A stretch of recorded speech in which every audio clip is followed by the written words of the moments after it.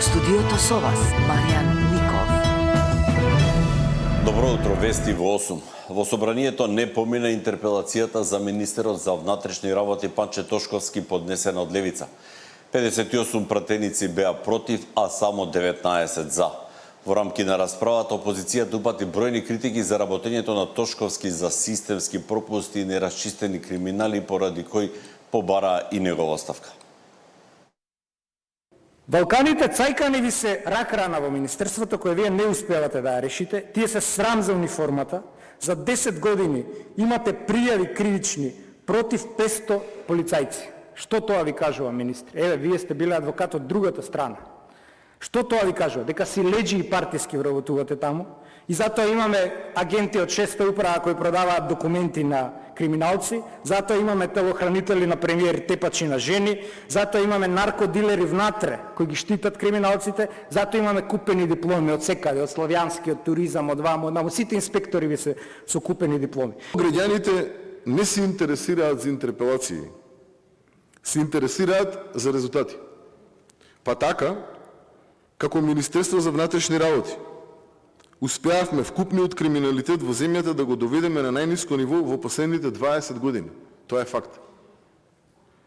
Ефикасноста на полицијата е на 67%. Највисока исто така во последните 20 години. И тоа е факт. Разбивме 16 организирани криминални групи во кои действува 205 лица кои што до вчера се убиваа меѓусебно по нашите улици. И тоа е факт. Серијски убиец во Куманово уби 5 жени, насилник во Велес ја уби младата Росица и незиниот татко, претходно спомнатите убиства, скоро 5000 пријави за семејно насилство. Тоа се успесите на Тошковски. Логично е некој да ви постави прашање како не ви е срамно, вие срам немате. Една работа ќе ви кажам, пасоши не можевте на луѓето да дадете.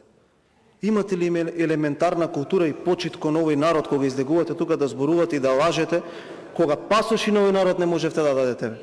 2023 година кој беше почитуван на претенички министр, знаете ли? Тошковски ли беше? 23 убиства. 2024 година 21 убиство. 2025 година 22. 27 и 22 е повеќе од 23, значително, траурно е исто или е помало?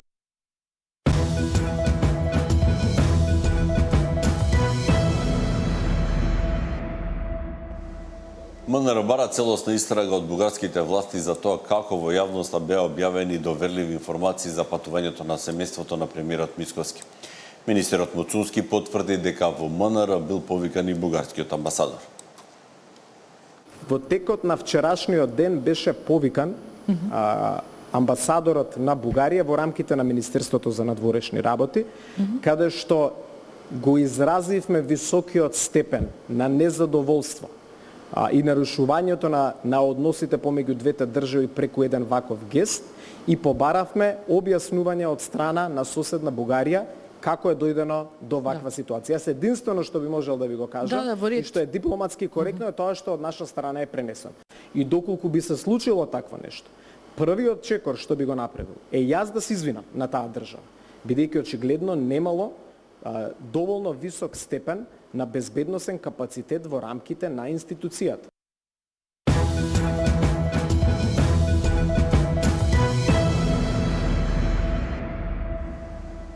Со дупката во пион, власта ги загрузува пензиите на стотици и илјадници граѓани, обвини лидерот на СДСМ.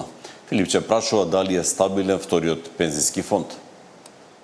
Ја пренесам загриженоста на многу луѓе кои се јавија минатите денови. Очигледно исплашени и многу загрижени од изјавата на премиерот, а тоа е дека многу луѓе ќе бидат разочарани од тоа што ќе донесе вториот пензиски столб. Тој дури изјави дека му било и жал што воопшто столбот бил воведен.